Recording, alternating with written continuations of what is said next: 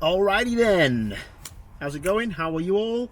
I've just finished work. I'm at Silverstone. I'm here all week, so I'm with McLaren at the minute, hence the work gear. Just launching their new 765 Longtail, so sitting with journalists at silly miles an hour in the wet, and just making sure that they're getting the best from the car, and so on. So that's part of one of my jobs, being Paul O'Neill Racing Limited, which is obviously a self-employed thing. Anyway, enough about me. What did we make of Thruxton for British touring cars? Pretty interesting, wasn't it? Absolutely amazing. I thought, well, we mentioned, didn't we, that it was a Honda circuit, front wheel drive circuit. It was going to be fast, it was going to be fraught, because it's just two braking zones with a load of flat out corners, and that's why the Honda's so good round there. We spoke to Matt Neal. Matt told us about the high speed stability of the Hondas, the FK2 and the FK8 that he drives now. So yeah, that's what we were expecting. Dan Camish absolutely clean sweeped free practice 1, free practice 2, qualified on pole, and then he finished second twice, which was so interesting for me, because Tom Ingram just absolutely schooled the day, didn't he? I cannot tell you how surprised I was about how fast that car. Well, when I say so surprised, I spoke to Tom and he said, I think we found something.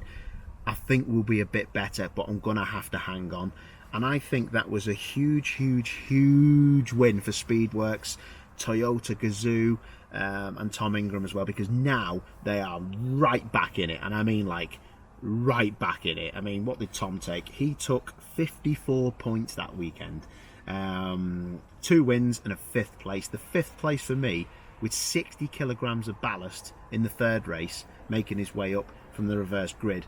I thought that was astounding, an absolute class act of a drive, where I did not expect that Toyota to be that strong. Dan Camish even said he had no reply to Tom's slow speed exit and traction, but he could get him in the fast stuff, but he just couldn't get close enough to attack. So an absolutely amazing Tom Ingram display, and now he has to be taken seriously, massively seriously, for the championship, as the front wheel drive got on top of the BMWs and the Infinities. Dan Camish, though, we were talking about 2 second places, not a shabby weekend at all, 42 points, which is championship winning point scoring. He had a 10th place, couldn't quite get on terms, like I said, with any of the other guys when he was in the reverse grid pack. I think he dropped back a touch. I don't know how many places he dropped back, but it wasn't a lot. But I heard him. I had his radio turned up for ITV, because we would talk. Well, Tim and David on comms were talking to him quite a bit before the start of the race. So I was listening in on the comms between him and the team, and he was so angry about something. I don't know what it was, and I'm not going to speculate, but somebody had him off, I think, and he got so angry about it on the radio. He really lost his cool, which was quite interesting to see or hear. But stellar weekend anyway for Dan, but I just know he'll be disappointed with it, because he's one of those people who expects to deliver top line results all of the time. But for me, that is an amazing achievement, what he come away with. Not shabby at all. But yeah, the other person I want to talk about and just mention, I thought Rob Austin was amazing. I only found out about that news just after we previewed Thruxton, and Dan Camish, and Rob Austin with just a really strong return. It just shows how strong touring cars is. He's come in with 45 kilos of late entry ballast, qualified really well, and just raced just properly, like how you'd expect a proper driver to race, and that's what Rob is. So hopefully we'll see him again. So fair play to you, Rob Austin, you were mega. Little mention to Matt Neal. We spoke to Matt Neal on the preview. We were talking to Hondas and talking about BMWs, but I thought it was an amazing achievement for Matt. He's had a podium every time we visited Thruxton since 2002. That is an amazing achievement. So he was strong again, and he did a cracking job, didn't he? Josh Cook winning round 3. That's 4 wins in 4 years, 3 in the Honda and 1 in the Astra. I think that's an amazing achievement. I think Josh should not be pigeonholed into a Thruxton specialist. I think he's a British touring car specialist, and I think he was so deserving of that win and the Oulton Park one, and he should have done so much better, but obviously he's had a lot of problems at the beginning of the year anyway, so it's been a bit of a difficult one for Josh, but it's good to see him win. The team got a 1-2 with Tom Chilton as well in second place. Tom scoring pretty well, fair play to him. He's in the top 10 of the championship. Michael Crease though qualified 9th, had a 10th and a 9th, and was running strong in the top 10. I think he was in a Matt Neal Turkington sandwich. I mean, living the dream or what. Fair play to him. Hopefully he keeps scoring those points in the Jack Sears Trophy, and he can win that. That's really what he wants to do, and it would be great to see him do that. It was an absolutely fantastic achievement by Creasy, and he did a great job, didn't he? He drove so well. He was only like a 10th off. He was a 10th quicker than Josh in one of the races, so he was to-ing and fro-ing with his teammates, who were two top pedalers in my eyes anyway. So I thought they did a good job. Ash Sutton, solid weekend for Ash. I mean, that was, in my eyes, what he could have, he could only have dreamt of that before he got there, with obviously Turkington having problems. So he qualified 11th, had a 5th and 2 4ths. Amazing stuff for a rear-wheel drive car. Still a problem in qualifying that car, it looks like. Running quite soft, like we'd heard from a couple of people. So just couldn't get the pace in qualifying, but in the race is absolutely unbelievable. Now he has a 16-point lead over Colin Turkington, who had a DNF after qualifying 8th. And he had a 13th and an 8th, so just scraped a few points back, but Colin will just be licking his wounds, and you know, who's to say this thing is not going to happen to Ash somewhere? You only need to be turned round in race 1 at the next few events or whatever, and you're on the back foot as your rivals are scoring 54 points or 42 points or 38 points, and you're there scoring 8 or 9. So it can happen to anybody. So fair play to Colin and WSR BMW just for getting back into the top 10. So just missed out on that reverse grid 12th and above place, but it didn't matter anyway because he didn't pull out any of those balls. So yeah, it wasn't too bad for him. I was going to speak actually about, I never usually speak about the support races, but did you see the mini challenge trophy? Oh my word, that was unbelievable. There was so many different things happening in that championship. I mean, there was just 68 million thousand cars on the grid for one, but then Clark Wells had the biggest accident I've ever seen. It wasn't actually a massive accident, but the car caught fire and it was a total nightmare for him. So he got out, and I'm not going to say too much, but it was a big story, and I'm going to actually speak to Clark, so let's give him a quick ring. I'm a bit late actually ringing him, but let's see if he answers anyway. Fingers crossed.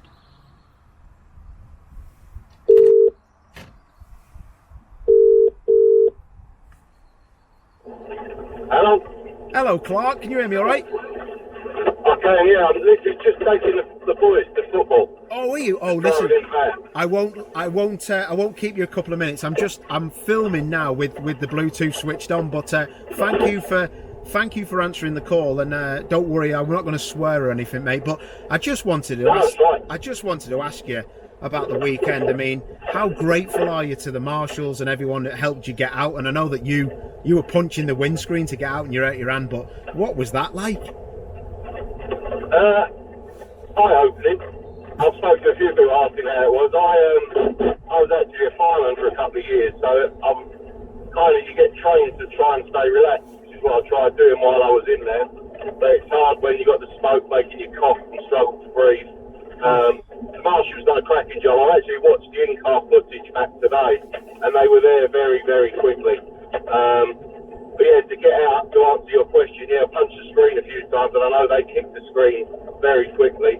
But I had to headbutt the screen to get out. I came out like a baby being delivered. Is the way I'd put it.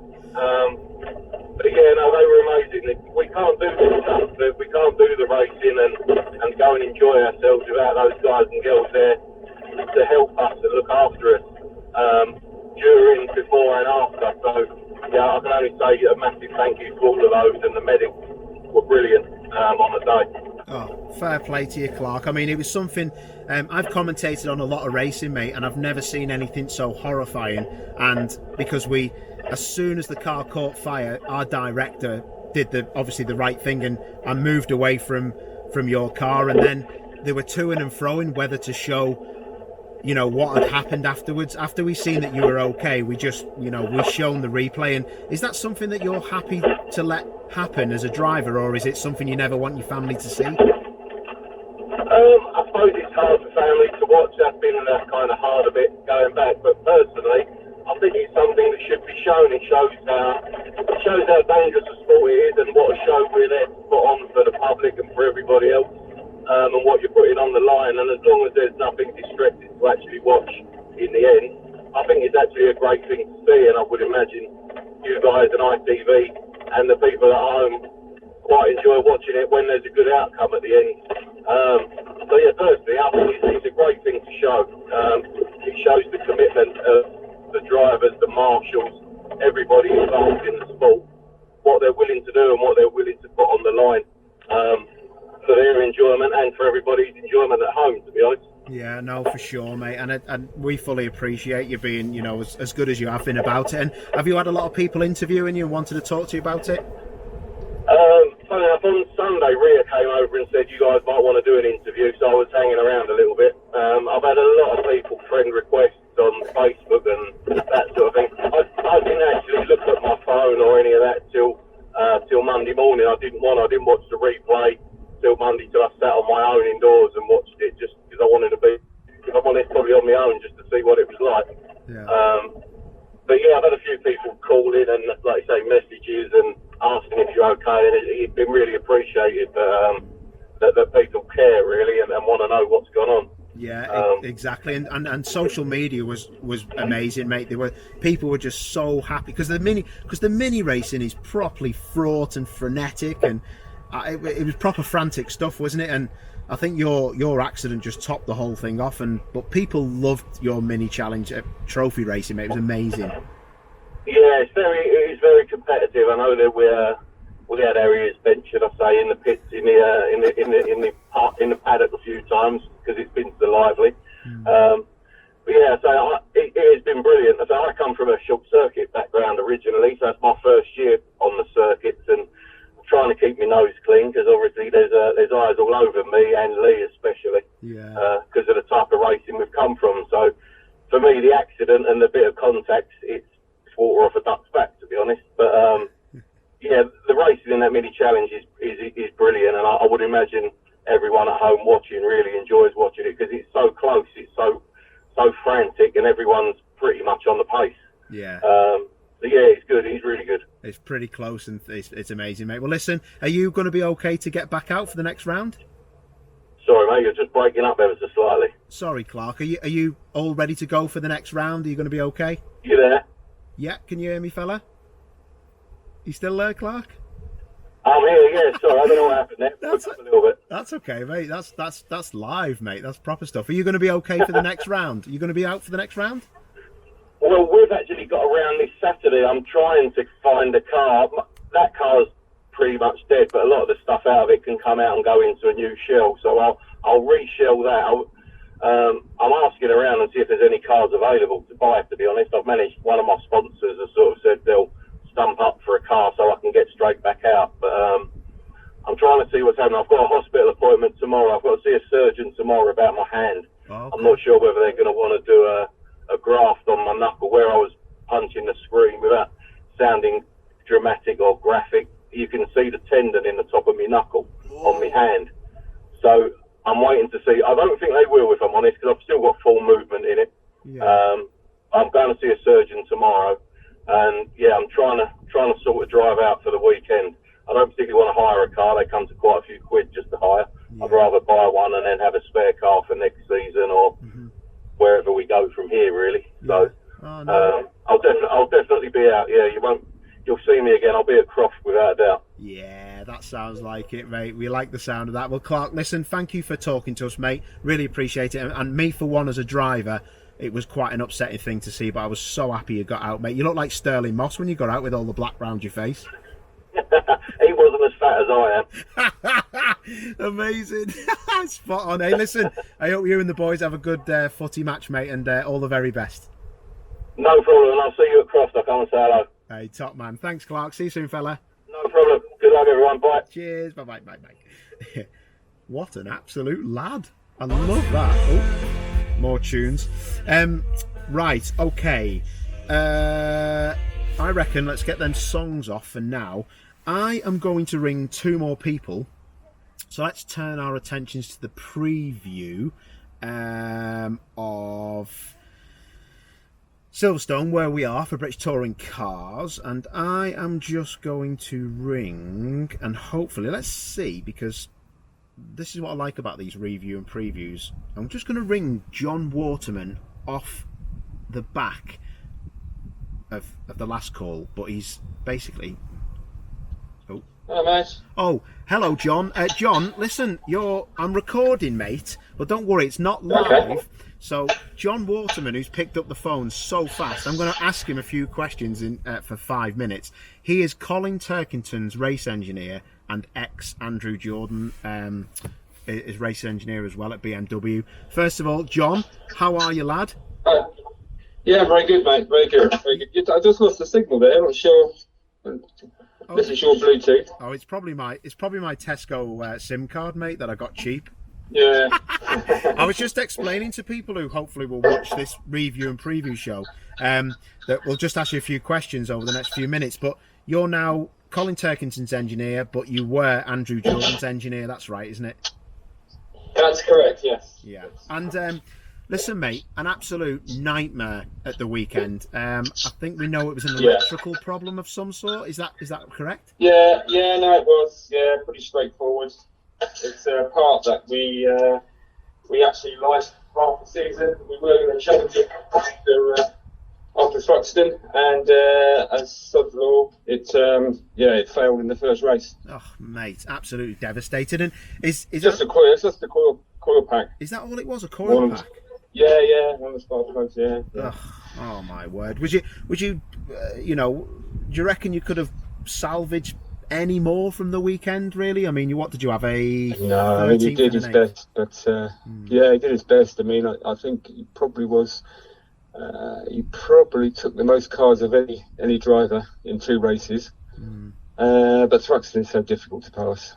Yeah, people especially for us because of the hard tyre. Yeah, people don't get that. So when you say because of the hard tyre, and the rear-wheel drive cars, that they really just want to run on the soft tyre, really, for the best ever, set of the car, don't they? Yeah. So what? Yeah. So what is it like on the hard tyre then? What are you always trying to combat? Is there always like, I've got too much? It's like if it's a big exaggeration, but it's a bit like driving on ice for the drivers. Really? Because there's no grip.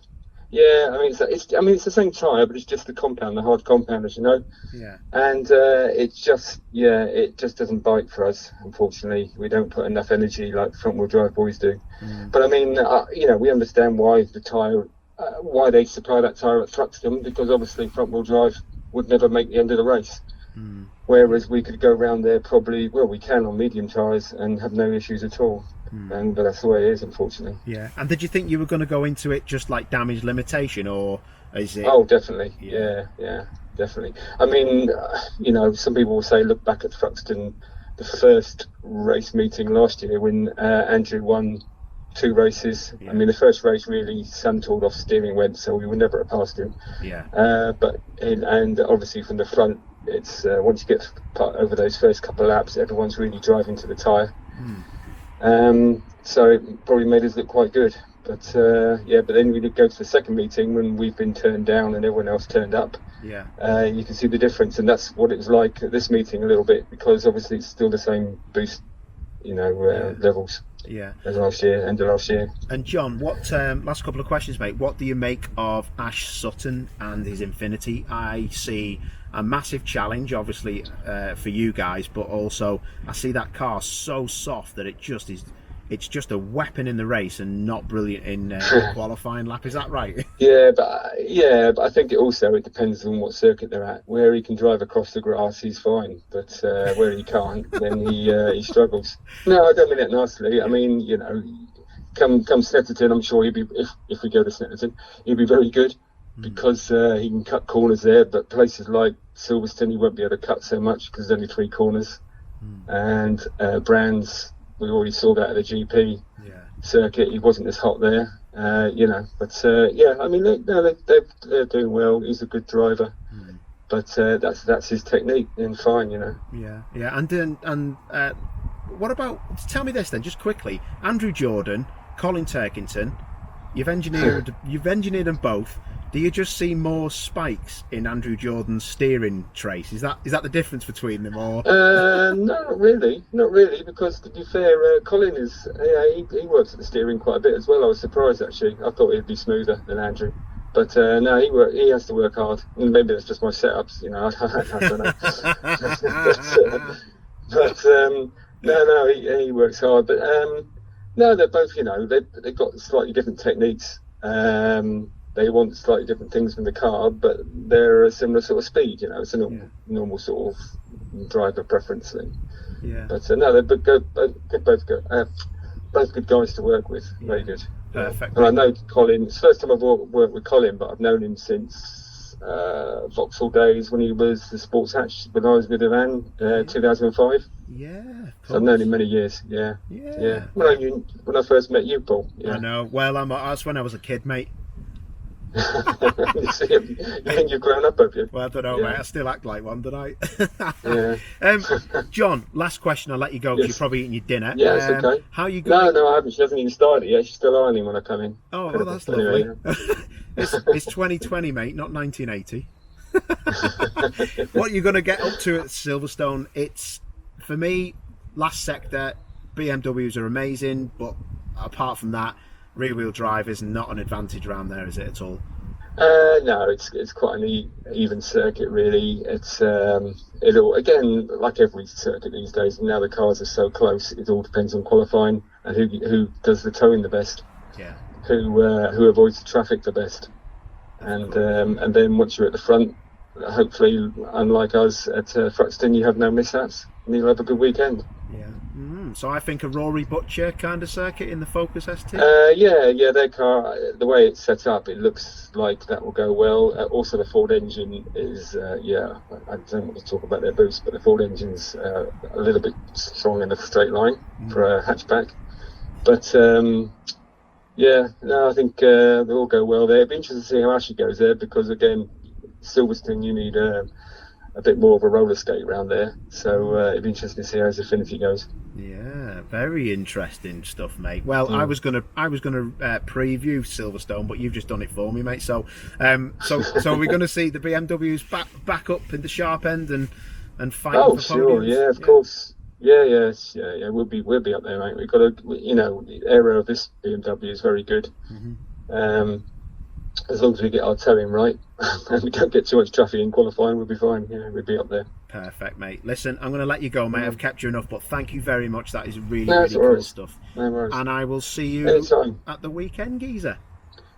Yes, mate. Yes, I'll be there all weekend this time, not just Sunday, because I had my son's wedding last Saturday. Oh, so Dickie Bennett's had to run Colin on the Saturday. How could you do that to Colin? Yeah, I know. It's just one of those things. When they originally booked the wedding, there was no race that weekend, and then of course the virus came up and the calendar changed, and never mind. Nightmare. Yeah. Oh, mate. Okay, well, listen, I'll let you go, fella, and we'll. Okay, chap. Going to finish this up. Thank you, John. No worries, mate. Anytime. Good man. See you soon, fella. Soon. Bye. Bye. Well. That was very interesting, wasn't it? So, John Waterman, fantastic engineer, one of the best of Van Muller's engineer, Andrew Jordan's engineer in the past, and also now Colin Turkington. So, a fantastic guy. Unbelievable stuff. Love it. Right, okay. Let us give Jade Edwards a ring quickly. Hopefully, she's going to answer. Jade, obviously, going to be driving this weekend. First touring car event ever for her. So. Hiya, Paul. Oh my word, that was so fast, Jade Edwards. Well, hopefully it's a good omen for the weekend. Right answer, Jade. Right answer. Oh my word, how has race week been going for you? I've never been so busy in all my life. I feel like I've not slept because I'm just constantly thinking about stickers and logos and sponsors and tickets, and I forget that I'm actually driving a race car at the weekend. But no, it's good. It's good problems to have. Oh, it's like a byproduct of going touring car racing, isn't it? It is. I don't think not everyone realises the hard work that goes into a race weekend. So I've literally not had time to stop since, where were we last? Thruxton. Yeah. But yeah, I couldn't be happier. I mean, I'm not going to complain about having these jobs to do. Yeah. Oh, mate, listen, I'm made up for you. It's amazing. There's so many people are, and you went for a seat fitting, I think, yesterday. Was that right? Yeah, so the guys at Indy Seat have decided to support me in more ways than one with the seat and providing it for me. So they did a mega job yesterday, came down to the workshop and kitted me out with a proper seat so that I can fit in the car properly, because obviously with 3 sessions on Saturday and 3 sessions on Sunday, it's a fairly busy weekend. The last thing you want to do is not be comfortable. So they did a mega job. Went and saw the guys, car's looking good, and looking forward to it. Wicked. What was being said about Rob Austin's performance at the weekend? Did you look at anything? Have you spoken to him, his engineer, your engineer? What's occurring? I haven't spoken to Rob directly, but I think he did a brilliant job. At the end of the day, it's a solid car. I think he qualified 16th. Once he got the weight off, he was going to be a sort of a force to be reckoned with, but from what I gather, he got a bit of damage at the start of race 2, which actually hindered him. But for me, I just think jumping straight in the car 2 years out, around Thruxton, which is not the easiest of circuits. I think he said, if I hear the word solid weekend one more time, I'm going to go mad. But it kind of sums it up, really. He did a really good job, a respectable job, and proved to everyone that he is a name that suits British touring cars. Yeah, for sure. And of course, would you swap Thruxton for Silverstone, or you're quite happy with a few corners and some straights? To be honest, if I was more if I knew the car better, I would opt for Thruxton. I absolutely love it there, and I think that's down to the fact that I'm not the most clever person in the world, and you just go flat out and turn, don't you? There's no technical bits. But for the first time racing a British touring car, I don't think it was the best location to kind of learn whilst you're driving.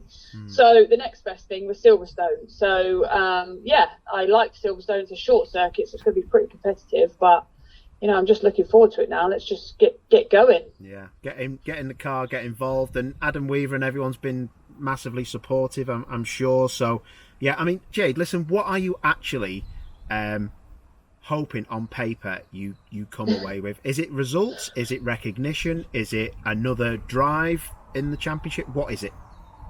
There's a couple of goals, obviously. Now, I've put myself in this position to try and secure something more permanent in the future, whether it be next year, the year after, whenever. So I'd love to do a full season of touring cars. It's going to be so hard just to do one weekend. And obviously with Rob saying he was rusty after 2 years out of it, but he's raced in the series before, whereas I'm going in brand new. So I'm not under any illusions that it's going to be easy. It's absolutely not. But for me, if I can come away from the weekend with everyone kind of looking at the job I did and go, that was a respectable effort, and my lap times were competitive, and I got stuck in without causing too many dramas, that's the sort of thing I want. I'm not expecting to set the world alight as much as I'd love to. You've got to respect the championship that you're entering, and we all call it the most competitive championship in the country, if not further afield. So I can't give it that respect and then expect to turn up and wipe the floor of everyone. You've got to be realistic. So if I can walk away with 3 race finishes with a respectable lap time and some door-to-door racing under my belt, I'll be more than happy. Yeah, well, that'll be mega. And I just had a quick look at what that car did last year, and it battled with Tom Ingram for the win with Plato. It was on pole. So I know. That's People amazing. keep tagging me in Plato's pole lap and being like, here you go. And I'm like, can we stop tagging me in the pole lap from last year? I mean, if I haven't got enough stress going on, I don't need to know that the car put it on pole. But it's a good thing. Power Max create a good car, and that's proven. So I know I've got the good machinery underneath me. I just got to do the best with it, and do the best I can, learn as much as I can, and hopefully everyone down the pit lane looks at it and goes, yeah, that was a fair effort and fair play to her. Yeah, and I'm sure they will, and I've got like so much faith in you, and so is everyone else. It's going to be awesome, and mate, I cannot wait. I really can't. So listen, Jade, just enjoy it, like everyone's probably said to you, and from someone who's raced in the championship, it's a real privilege. So take it all in and really have it, dude. So I tell you what, though, if I score a point, you think Crease's celebration at Brands was any good? You wait. I'll be stood on, whoever's won the race, they won't get a look in. I'll be stood on my roof for 1 point at 15th. Tell you that. like Terry Grant going down the back straight.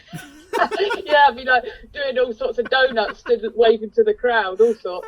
But no, I'm gonna enjoy it. I've loved the support. I hope the weekend goes well. Thanks for your support, OE, and I hope you have a brilliant weekend as well. Because I probably won't see you because you're in your little bubble. That is very true. But listen, I'll burst the bubble if you do a good job. Yeah, perfect. Excellent. Nice to speak to you, Owie. You too. Have a good one, Jade. Top deal. Take care. Bye. Bye. Oh, yes. Top dollar stuff from Jade Edwards. I'm really looking forward to that and how she gets on. Right, last phone call. I know this is a long one, but I just thought we just got so much stuff to go through. I am going to give my compatriot, Richard John Neal, a phone call. Hopefully he'll answer. I don't know if he will. Just want to speak to him about support races and everything that's gone on lately with them. Let's see if he answers. Hello. Oh, he has answered. Richard John Neal, how are you, sir? Hello, you all right? Yes, I'm good. Listen, we're recording, mate. I'll keep you like 3 or 4 minutes. Are you well? Yeah, very well, thank you. Sweet, man. He's put on his corporate voice. I'm just looking at a camera, mate, just talking as well. But so Richard John Neal, Richard is my... Do you want to do it on video? No, you're all right, mate. No, I'm just videoing myself for the car, don't worry. But Richard is my boss when we commentate. So we have lovely comments. We have... We're equals, mate. We have like the most lovely messages from everyone on Twitter and on all socials about how cool me and Richard's commentary are, and we absolutely love that. But the reason I'm ringing Richard, he probably thinks This Is Your Life. It isn't, Richard. I just wanted to speak to you, mate, about support racing, because it's been an interesting year. But what's your take on what's been going on? Who's been like the standout kind of person in some of the racing that we've covered in juniors and you with Formula 4 and minis and stuff like that? Oh, blimey, we'll be here all night. It's been a great year, isn't it, so far? Well, half a year or a quarter of a year or whatever it is. Well, juniors. Juniors, it keeps changing, doesn't it? Because we had Dimitrov at the first round who led the championship and nobody knew where he'd come from, apart from the fact we met him at the scholarship. Yeah. Blood in first round. Got to know him a little bit. We did an interview with him, which is on, I think, on his page and on Facebook if you want to check that out. Mm-hmm. And then, obviously, Bailey Voisin managed to get the championship lead. Now we've got Tom Lebon knocking on the door. So, all of those three, plus a load of newcomers that are doing really well. You've got the likes of Liam McNeely coming through. He's the youngest driver in the championship. He was only able to make it in, wasn't he, because of COVID being pushing everything back. And he's making progress and had his car damaged at the weekend. So there's a story about him getting an adapted car for this weekend coming up. So all of those have mightily. What about you? Who in juniors have you got? I'm going to go with Tom Lebon, actually. I think he has been absolutely amazing. So impressive. Just the speed of the kid and just how the attitude of the car, I think, has just been brilliant. He's really, really impressed me. Really has. But like you say, there's so many people, isn't there, to speak about? Yeah, it's been really good again, and thank goodness we've still got so many rounds to go. Yeah, exactly, and that's the great thing for us, isn't it? Because we love commentating on it. But what about Formula 4 then? What do you think about that? Because I don't really see that much of that, but you've had some exciting races to cover, haven't you? Yeah, I'll tell you what, it's been good. We've had, obviously, the guy leading the championship, Luke Browning, we know from juniors. He's done a really super job. Bit of damage limitation for him at the weekend because Thruxton is not a Fortec track. They've never won there. And Luke won there last year in Richardson Racing, but sort of struggled a bit for pace. But he actually came away with a bigger championship lead. And I'm looking at the results thinking, how did he do that? But that's the mark of a champion, making the best of a bad weekend to me. So he's done really well.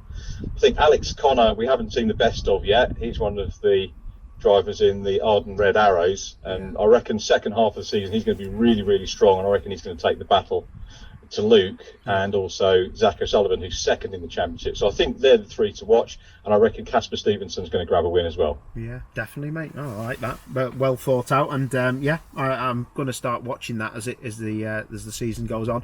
I spoke to Clark Wells before, mate, about the accident he had. Wow. Unbelievable. I mean, the mini challenge trophy and everything has been fantastic, but he was saying that they got their ears bent by the clerk of the course and stuff. It's been quite difficult. Yeah. I think they had to, really, didn't they? Yeah, definitely. I think that was that was what was being said about it. But well, listen, Richard, I'm going to let you go because I'm at Silverstone. My battery's running out for the filming, and I'm going to leave in a second, I think. But listen, thank you for talking to us, and I will see you in the comms box, lad. Look forward to that. Take care, mate. Nice one. Cheers, Richard. See you in a bit, lad. Thank you, Paul. Bye. Bye, mate. Bye, mate. Bye. Wowzers. Well, there you go then. Unbelievable. Yeah, my battery's going and my iPad says it's been a super long one, but good to hear from some good folk there, wasn't it? Some good insights. Colin Turkinson's engineer, John Waterman, Jade Edwards, who's going to be racing, Richard John Neal, who's the lead commentator, who I do co-coms with. So that was cool. And Clark Wells as well, who was in that massive mini fire, who got out and commended the marshals and the fans and everyone who's been really cool to him. So wicked. Right, that is me done. Silverstone, I'm not even going to speak about because I think it's been spoken about enough, but I do think it's going to be front wheel drive and rear wheel drive going head to head, and it's going to be wicked. Anyway, see you later. As usual, kisses for you. Mwah.